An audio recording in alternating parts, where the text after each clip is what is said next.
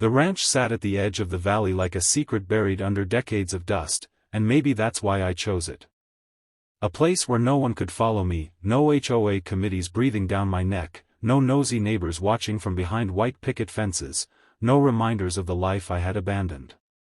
The silence was supposed to be my salvation. But peace never lasts long for people like me. I learned that the moment I saw her standing by the fence line, Karen Mendoza. The locals warned me about her before I even unpacked. She runs the nearby HOA like a private army, they said. If she can't control you, she'll destroy you. I laughed at that at first. I'd dealt with worse than an angry homeowner who loved rules more than people. But the first morning I caught her staring at my truck from across the dirt road, I understood they hadn't exaggerated. Karen watched with the intensity of someone tracking an enemy, calculating, judging, waiting. Her first complaint came before sundown. She marched up to my property line, arms crossed, lips pressed tight. She said I was violating her community expectations, even though I lived outside her jurisdiction. She wanted my ranch under her control. I told her no. I expected anger. What I didn't expect was the flicker of something dark and curious in her eyes, like I had just become the only puzzle she wanted to solve. From that moment, she was everywhere. If I stepped outside to repair the fence, she appeared on the road. If I walked toward the barn, she lingered behind her SUV. At dusk, her silhouette hovered on the hill like a shadow glued to the horizon. She wasn't subtle, but she wasn't just being nosy either. It felt like she was studying me, searching for cracks, trying to understand the secrets she sensed beneath my calm exterior. The strange part? A small, dangerous part of me didn't mind. Karen's rage carried a heat that pulled me closer instead of pushing me away. She questioned me about my past, my reason for choosing this ranch, my life before arriving in the valley. I dodged her questions with practiced ease, and each non-answer made her lean in more, as if darkness recognized darkness. And still, every day, she demanded access. She said she needed to inspect my land. Said she deserved to know what happened behind my locked barn doors. I refused every time. Each refusal sharpened her obsession. She returned the next day with more fire, more suspicion, more fascination. I had come here to vanish. But somehow, in Karen's relentless intrusion, I felt the unmistakable pull of someone who could either ruin me, or understand me in ways no one else ever had. The ranch was supposed to keep people out.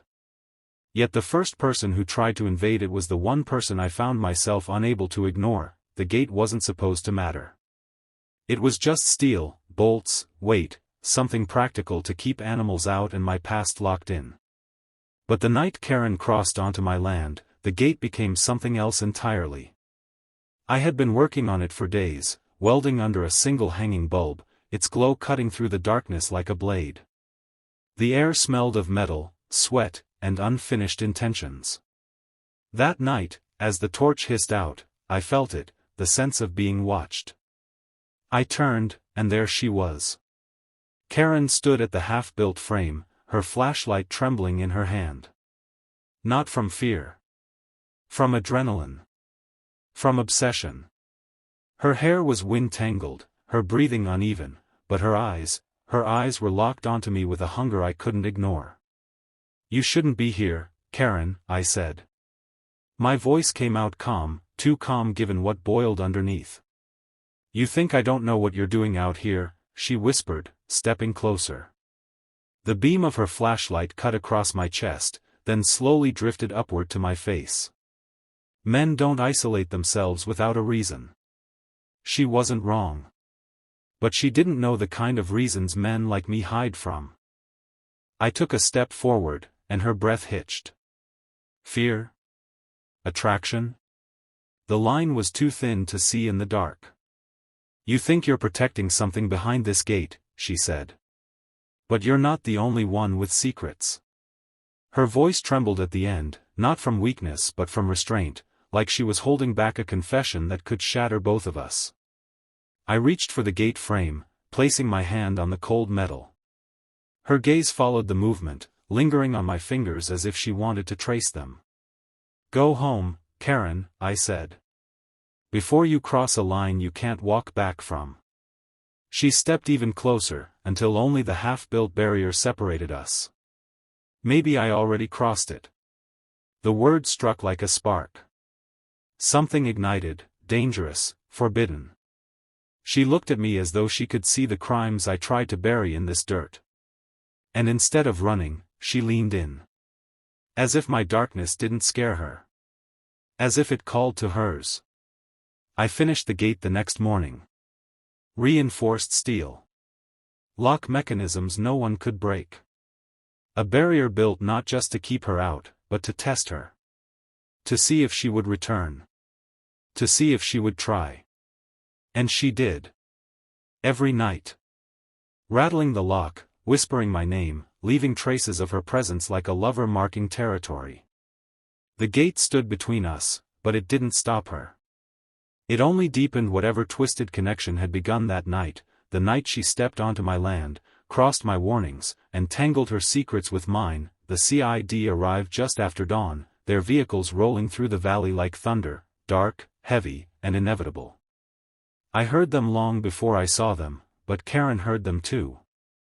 She was already at the gate when I stepped outside, her fingers curled around the steel bars as if she belonged there.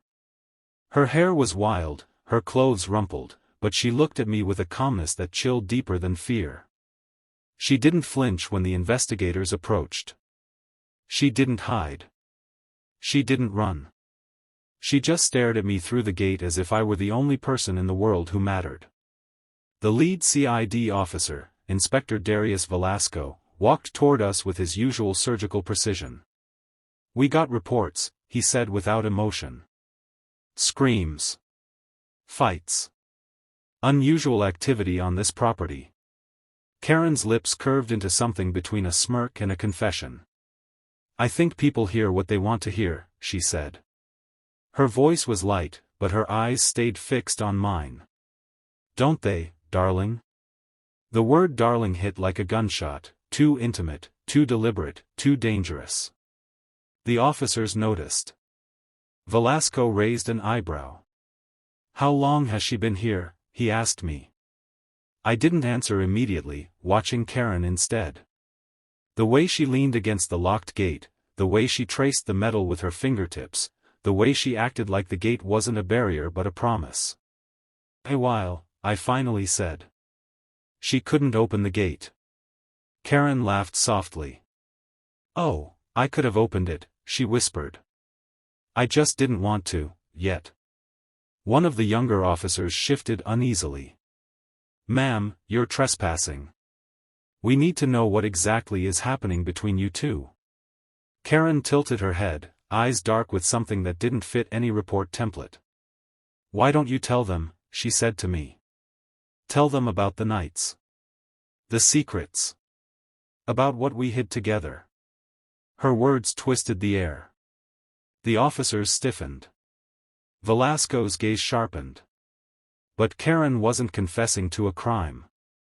Not exactly. She was marking territory.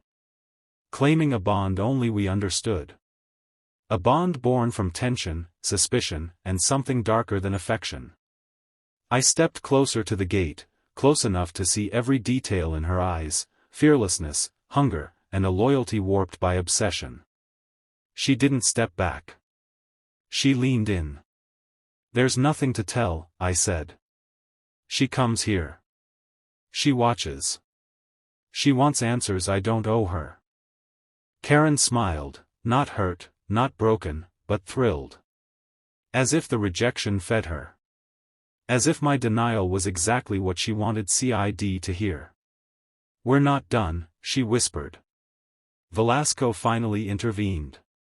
"Ma'am, you need to leave the property. Now." Karen didn't argue. She backed away slowly, never breaking eye contact with me. Even as CID escorted her off the land, her gaze clung to mine like a promise soaked in gasoline. When the vehicles left, silence returned. But I felt her presence lingering at the gate, waiting, wanting, planning. Some gates, CID believed, were meant to keep people safe. But Karen and I knew the truth. Some gates are meant to be crossed. No matter what waits on the other side.